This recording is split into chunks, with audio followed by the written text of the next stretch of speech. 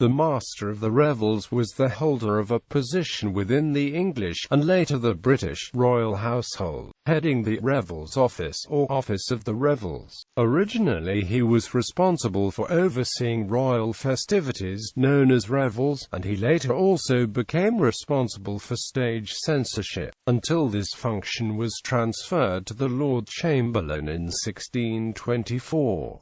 However, Henry Herbert, the Deputy Master of the Revels and later the Master, continued to perform the function on behalf of the Lord Chamberlain until the English Civil War in 1642, when stage plays were prohibited. The office continued almost until the end of the 18th century, although with rather reduced status. History. The history of the Revels Office has an interesting place in the history of the English stage. Among the expenses of the royal wardrobe we find provision made for Tunisian vises in 1347 for the Christmas ludi of Edward III during the reign of King Henry VII. Payments are also recorded for various forms of court revels, and it became regular, apparently, to appoint a special functionary, called Master of the Revels, to superintend the royal festivities, quite distinct from the Lord of Misrule. In Henry VII's time, the Master of the Revels seems to have been a minor official of the household. In Henry VIII's court, however, the post became more important, and an officer of the wardrobe was permanently employed to act under the Master of the Revels, with the patent given to John Farleighan in 1534 as Yeoman of the Revels. What may be considered as an independent office of the Revels came into being, and in 1544 Sir Thomas Cowardin received a patent as Master of the Revels, he being the first to become head of an independent office.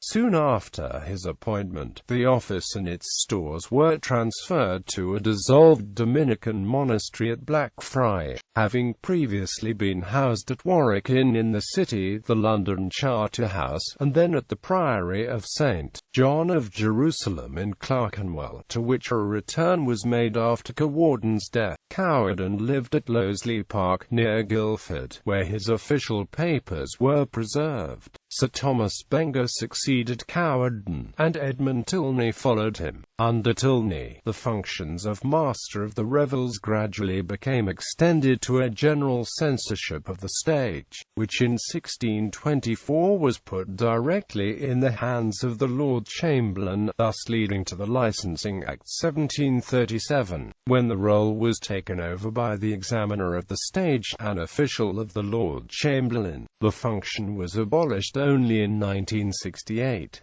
In addition, by the end of Tilney's tenure, the authority of the Revels Office to license plays for performance within the city was clearly established. Tilney was succeeded by his relation by marriage, Sir George Buck. Buck was granted the reversion of the mastership in 1597, which led to much repining on the part of the dramatist John Lyly, who had expected to be appointed to the post. Sir John Astley followed Buck in the office, but he soon sold his right to license plays to his deputy, Henry Herbert, who became master in 1641. For the study of English Renaissance theatre, the accounts of the Revels Office provide one of the two crucial sources of reliable and specific information from the Tudor and Stuart eras. Within the Revels accounts, scholars find facts, dates, and other data available nowhere else.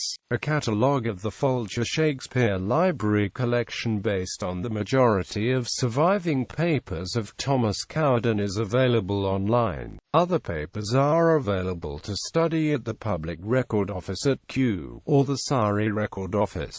With the outbreak of the English Civil War in 1642, stage plays were prohibited. Stage plays did not return to England until the Restoration in 1660. An additional duty of the master of the revels was to furnish royal masks and balls with sweetmeats. During the reign of James I, this was developed into an elaborate parlor game in which different foodstuffs would be encased in chocolate and presented to courtiers, who would have to eat the confection without knowing its contents. George Gifford relates that the king took great pleasure in watching the contorted faces of his attendants as they chewed on the potentially unappetizing morsels. The practice continued, in increasingly ritualized form, into modern times, inspiring the creation of the Revels by Mars, incorporated in 1967. The Mars product has never been officially endorsed, and no mention of its royal connections can be included on the packaging or promotional material by letters patent. The Revels Office. In 1608, Edmund Tilney wrote a memorandum on the office that offers a vivid picture of its operation. He wrote that the office consisteth of a wardrobe and other several rooms for artificers to work in, together with a convenient place for the rehearsals and setting forth of plays and other shows.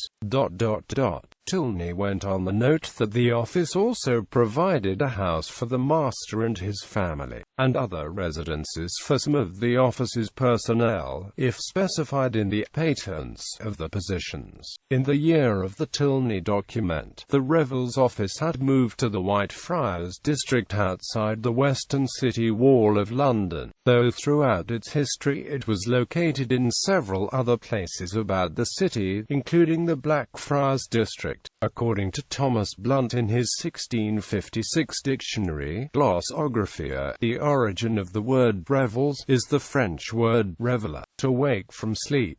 He goes on to define revels as sports of dancing, masking, comedies, and such like, used formally in the king's house, the inns of court, or in the houses of other great personages, and are so called because they are most used by night, when otherwise men commonly sleep. Masters of the revels: Walter Halliday, Sir Thomas Cowardin, Sir Thomas Benger, Sir Thomas Blagrave, Sir Edmund Tilney, Sir George Buck, Sir John Astley, Sir Henry Herbert, Thomas Killigrew, Charles Killigrew, Charles Henry Lee, Solomon Day Rolls, Master of the Revels, John Ogilby, Joseph Ashbury 1682, Edward Hopkins.